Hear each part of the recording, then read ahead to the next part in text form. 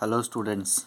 I believe that all of you are taking good care of your health and at the same time doing your studies nicely. Today, I will discuss chapter number 7. The name of the chapter is Air. Let us go through the details of this chapter. But before that, we have to start from the very first passage and the very first sentence which is written in your textbook is that all living things need air to breathe. All of you must take out your textbook so that you can understand the topic properly. Your textbook is your best teacher. Now let me try to explain you the first sentence. All living things need air to breathe. What we have been given to understand from the first sentence, that living things need air to breathe.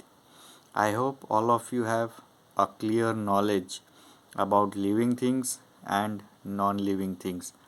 How the living things are different from non living things. What are the characteristics of living things? If you have any confusion, please go through your previous year textbook so that you can get the clear knowledge in your higher classes. So, here living things need air to breathe. What do the living things need to breathe? They need air to breathe. Animals and plants would die without it. Here, animals and plants, both of them are living things. I hope you know why plants are considered as a living thing. So, in the absence of air, animals and plants cannot survive. Animals and plants would die without it. Here, it refers to air. I hope this is clear. Next, air allows aeroplanes and kites to fly in the sky. So, with the help of air only, aeroplanes and kites are able to fly high in the sky. And air also used to inflate tires and balloons. We use air to inflate tires and balloons. Moving air is called wind. Next, we have the next sentence which we have is that moving air is called wind. So, what is wind? Simply, you have to answer that moving air is called wind. When the wind blows gently, it is called a breeze. What is breeze? When the wind blows gently, steadily, it is called a breeze. Next, we have when the wind blows strongly, it is called a storm. I hope you know the difference between breeze and storm, and you have experienced this breeze, storm, and wind in your life. So, based on your daily experience, you can understand this chapter properly. Now, I think the difference between breeze and storm it is clear. When wind is known as breeze, when wind blows gently, it is called breeze, and when wind blows strongly, you have to pay attention in this particular word. This is strongly, it is called a storm. A breeze is pleasant, but a storm is harmful for us. A breeze is pleasant, whereas storm is harmful for us. How the storm is harmful for us, let us try to find out from the next sentence. A storm can uproot trees, damage plants, blows nest away, bang doors, windows, break window panes, and blow off the roofs of huts. So it is clear how the storm is dangerous, or you can say it is harmful for all of us. Now let us move on to the second page of our chapter number 7, air. So in the next page we have to study why do we need air, or what is the importance of air in our daily life. Let us go through the pictures which has given below. It shows the importance of air in our life. Let us go through the first figure. That means a girl is experiencing a wind. Next, a boy is cycling. Next, a man is washing clothes. Next, a balloon seller is trying to inflate a balloon. Next, a boy is flying a kite. Next, we have a sailboat. This is called a sailboat. Sailboat can only travel from one place to another with the help of air.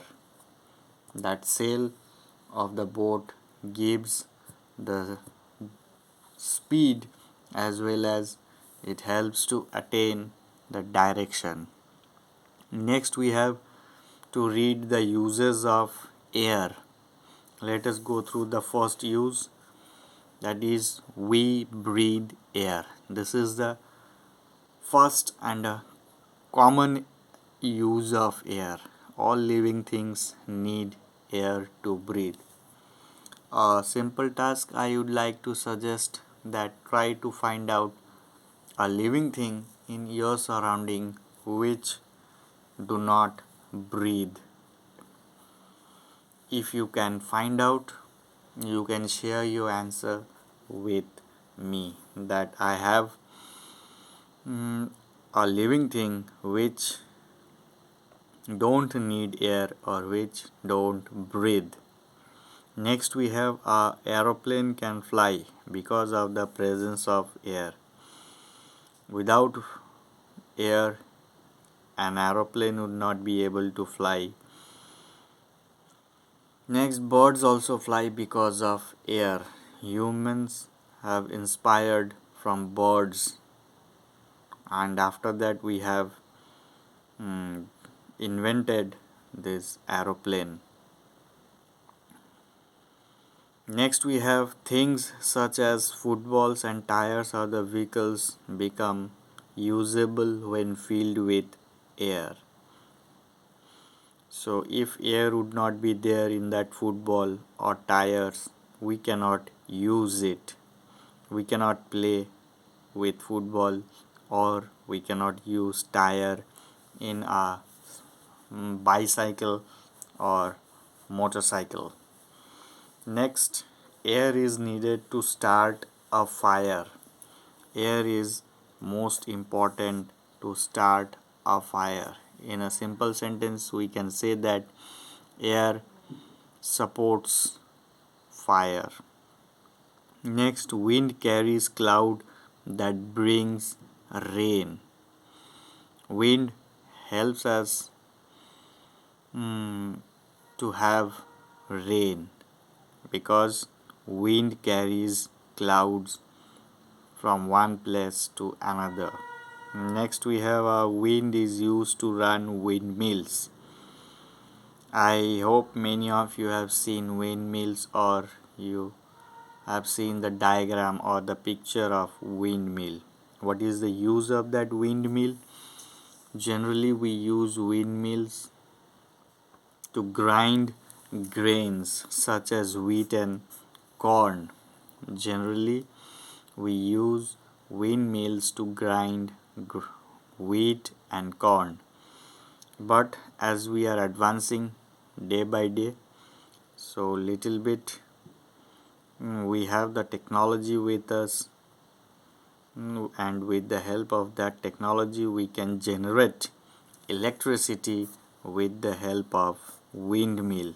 That means windmill help us to generate electricity.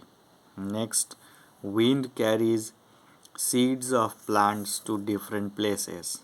It enables plants to grow in new places. Thus, air is very useful to us.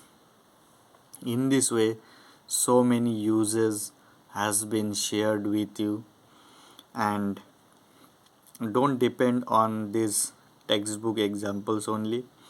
Try to find out some more examples, try to explore, because in science you have to explore certain things so that you can attain the maximum knowledge in your life. So today we have discussed uses of air, and it will be up to this much. Again, in our next video I will come up with our next topic. Thank you.